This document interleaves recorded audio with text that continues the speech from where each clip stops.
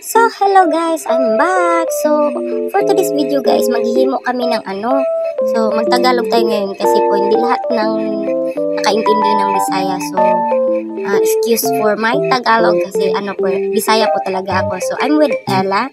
So, that time is nagpa-bells po kami sa money namin kasi magme-make kami ng money bouquet.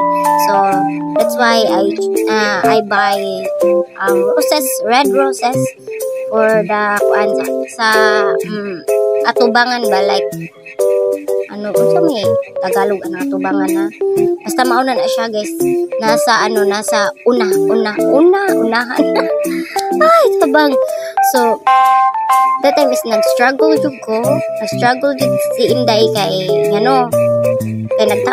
nagdikit pa yung flower, yung roses. So this time is prepare na ako ng mga gamit magtagalog na tayo, hindi magkakabalo. So nag-prepare lang ako ng mga basta mauna na siya guys, nahimuunon para sa money bouquet. So mauna siya guys, pero to tell you honestly guys, magtagalog tayo so why I make money bouquet kay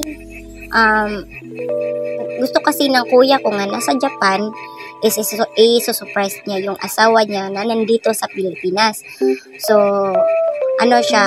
yung kuya ko na humingi ng favor na baka gusto niya kasi na i-surprise niya. So gusto ko din na makaranas yung mga ate ko ng ganyan, like this kay di ba lahat naman ng babae nangangarap na i-surprise ng nobyo nila or jowa nila or husband nila or kalipin nila, di ba? So hindi ako nagdadalang isip na tulungan yung kuya ko. So I make that, pero ang plano po kasi is magbabayad po, like hindi po ako yung maghihimo. Kayo na bahalang sumabot guys. So ang gusto ko is para makatipid, so ako na lang yung nag-decide na ako na lang yung mag-make kasi nga para makatipid.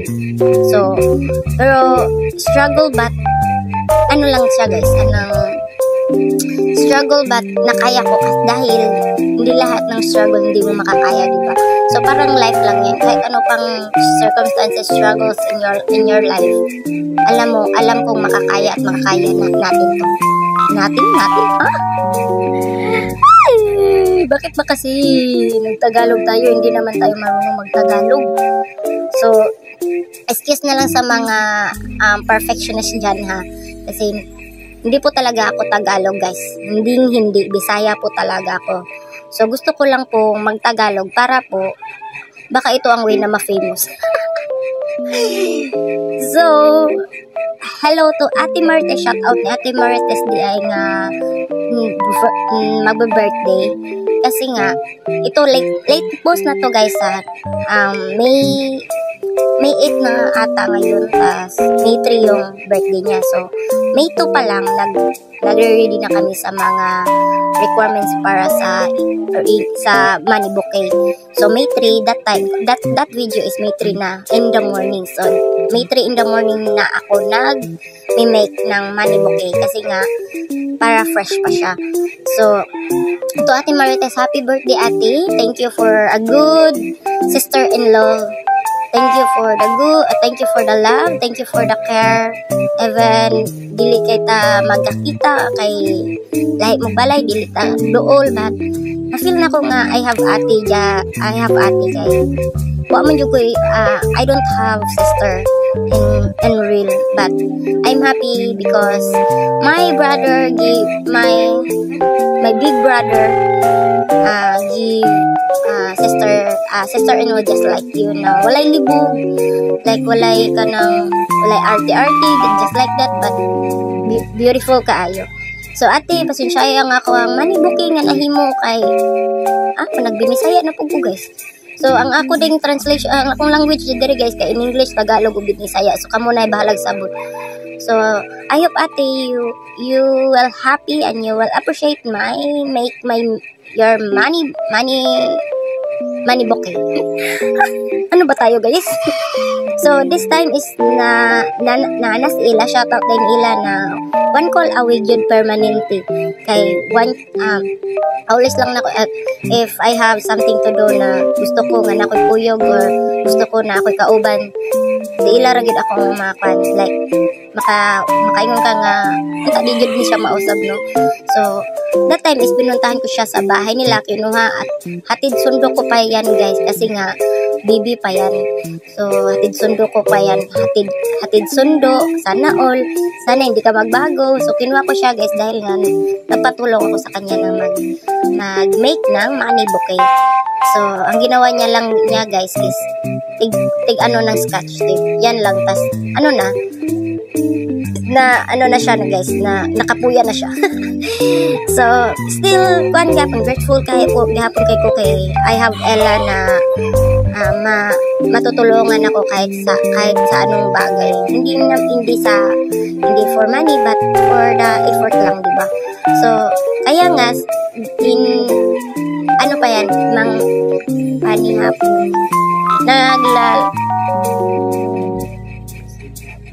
nagdi-dinner kami dyan guys kasi libre ni ate. So doon siya namin sa Baywalk sinusurprise. Sakto ba? Yes. Kanang doon siya namin sinusurprise sa Baywalk. Kasi nga gusto sa kuya ko na surprise siya. So hindi doon sa bahay nila, hindi doon sa punda saan kami nagdi-dinner. So that's why Ila is there also. Kaya syempre, tinulungan niya ako and May 2 pa lang na bumibili na ako ng mga requirements for money bouquet. Nandyan si Ila, tas in May 3 na birthday ng ate ko, tas nag-make ako ng money bouquet, nandyan pa rin siya. So sinama ko siya. So pasensya na po sa lahat ng hindi po ini-invite kasi po hindi po kasi kami yung nagbe-birthday. So sana po maintindihan nyo. Kasi po si Ila is nandyan po. Tas nag-ano na po din ako sa kuya ko na pwede ba isama ko si Ila. Tas wala namang problema yung kuya ko kasi nga tumulong siya. So that time is malapit na kami matapos. Nag-struggle pa ako guys kasi nga yung scotch tape hindi siya dumikit talaga. So pabalik-balik ako ng dikit kasi nga ayaw niya talagang dumikit, like binigyan ko talaga ako ng struggle guys. So until na nakuha ko yung niya diba? So pinoforma ko na siya ng money bouquet. I'm so excited that guys kay this is my first time to make money bouquet. So pasensya na po kung hindi gaano kaganda, hindi gaano ka-creative kasi nga po this is my first time to make money bouquet. Hindi po talaga ako nagme-make ng ganito. So pasensya na po kung hindi gaano kasi hindi nga po ako hindi lahat na, di ba, marami naman po taong perfectionist ngayon. So kung nakita nyo po na hindi gaano kaganda, so bakit? Sa inyo ba yan? Hindi naman yan sa inyo ha. So pasensya nakita nyo naman guys kung gaano kaganda. So nag-struggle ako guys kasi cartolina po yung binili ko kasi wala nga po sila at yung pang money bouquet. Doon po ako bumili sa mall but wala na po sila. So no choice po ako guys kundi bumili ng ganyan. That's white pink because that's the favorite color sa birthday celebrant. So tingnan niyo po guys kung gaano ako nag-struggle. Kasi nandyan pa yung bunso namin na si Ivan. Tumulong din siya guys. In fairness, yung mga kapatid ko na maliit, tumutulong po sila. Tapos sinasabi nga nila ako na ang ganda, how daw kayo po, like ina-appreciate nila yung ginagawa ko. Tapos naka din ako na akala ko hindi ko kaya. So, akala ko hindi maganda. Ganyan ba? Dahil nga, hindi nga ako hindi nga ako ng mga money bouquet. So, nagpapasalamat lang din po ako sa mga kapatid ko dahil ina-appreciate nila yung mga ginawa ko ng money bouquet. Akala ko hindi maganda. So, tingnan nyo naman guys kung hindi ba maganda. So, kung hindi maganda ba kayo? So, wag na lang kayong mang-judge guys kasi nga this is my first time. Don't you worry. In the next vlog, money bouquet, mas mas gumaganda. Pero yung nagbe-birthday gumaganda naman. So, anong pakin nyo? So, diba? Serious na kayo sa ikang diha guys kay serious na kayo inyong inday diha kay hapit na ang time din abi na ko adto sa ilang ate Marites is surprise sa ilang balay doon sa bahay nila.